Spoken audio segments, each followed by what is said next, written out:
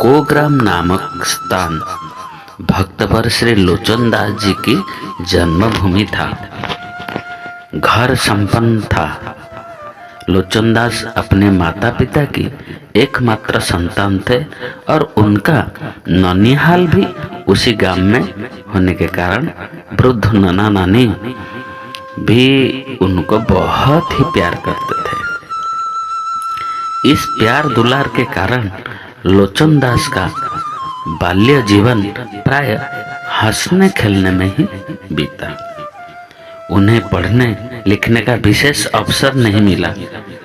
घर में संपन्न होने और माता पिता तथा नाना नानी के परम स्नेह से सदा पले होने पर भी लोचनदास मन की किसी पूर्व संस्कार बस विषयों में नहीं लगता था। वे खेलने में ही मिट्टी के महल बनाते और उन्हें फिर बिगाड़ कर कहते, देखो ये संसार भी ऐसा है और आज है कल नहीं है। लोचनदास के बहुत मना करने पर भी उनके माता पिता ने उनका विवाह 11 वर्ष की अवस्था में ही कर दिया। इनकी स्त्री वास्तव में लक्ष्मी के समान रूप और गुणों से संपन्न थी, परंतु लोचनदास का मन इधर नहीं फिरा। जिधर लगा था वहीं लगा रहा। श्रीखंड नाम के स्थान में श्री चैतन्य महाप्रभु के भक्त पंडित प्रवर नरहर जी महाराज निवास करते थे। वे जैसे प्रेमी भक्त थे वैसे ही सर्वशास्त्रज्ञ और विद्वान ज्ञाता भी थे। श्री लोचनदास श्रीखंड जाकर श्री नरहरि के सत्संग का लाभ उठाने लगे। ये उन्हीं से दीक्षा लेकर उन्हीं के शिष्य हो गए।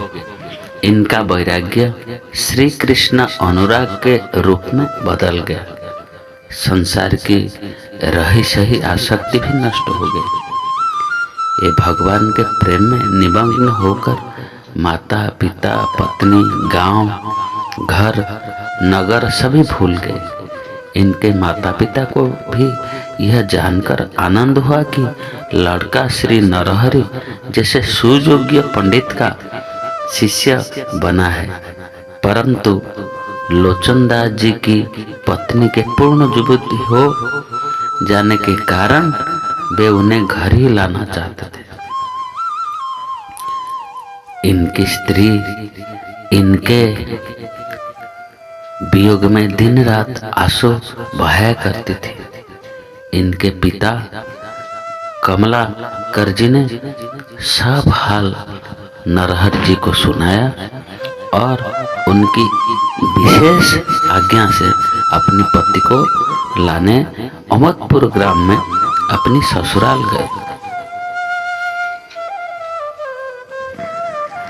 लोचनदास गुरु आज्ञा से ससुराल पहुंचे, किंतु ग्राम में भूल जाने के कारण उन्हें अपनी ससुराल का घर याद नहीं रहा। विधाता का विधान भी कुछ और था। गांव में घूमते ही उन्हें एक सुंदर युवती मिली।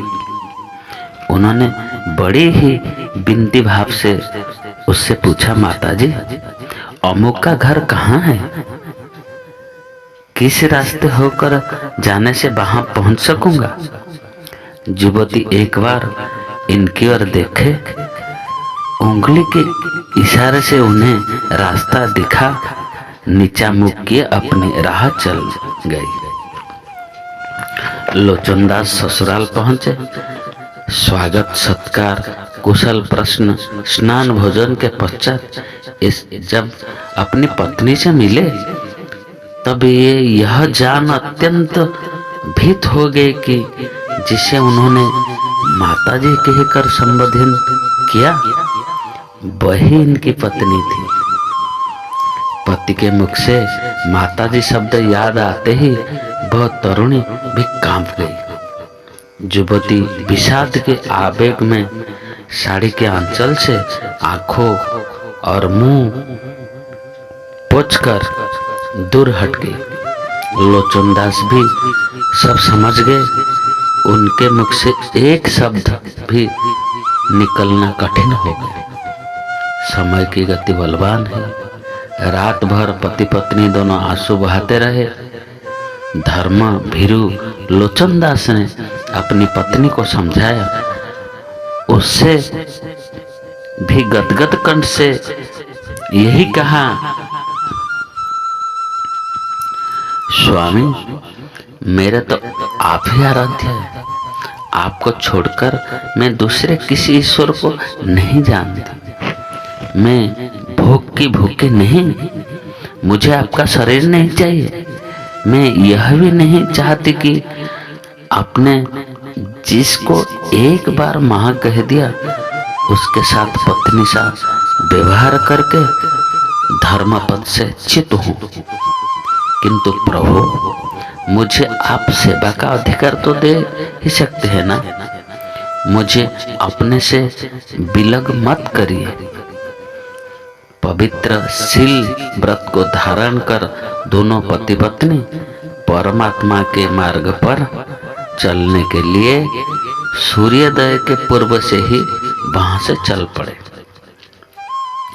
माता पिता की मृत्यु के पश्चात लोचनदास अपनी सारी धन दौलत गरीबों को बांटकर ग्राम के बाहर एक पर्णकुटी बनाकर सती पत्नी के साथ भजन करने लगे। भगवत प्रेम में दोनों मस्त रहते थे। जीव का तो यही कर्तव्य है, भजन ही करना चाहिए प्रभु का। भजन के बिना इस संसार में क्या मिलेगा। भगवत प्रेम में दोनों मस्त रहे।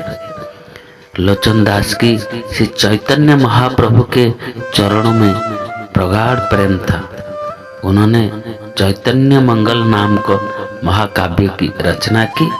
लोचनदास चैतन्य मंगल का गान हर समय करते और सती पत्नी पास बैठी एकाग्र मन से हर्षाश्रु बहाती हुई सुनती। ये दोनों की यही काम। दिन भर कुछ खाना खा लेते और सारा समय भगवान श्री कृष्ण की कीर्तन करते और चैतन्य महाप्रभु का भी कीर्तन करते। इसी प्रकार युवती पत्नी लोचनदास जी की साधन संगिनी बन गई। लोचनदास जी के दुर्लभ सार वस्तुत सार आनंद लतिका, प्रार्थना, चैतन्य प्रेम विलास, देह निरूपण और राग लहरी नामक 7 ग्रंथ बहुत प्रसिद्ध है। उनका सारा जीवन भजन कीर्तन और ग्रंथ निर्माण में ही बीता।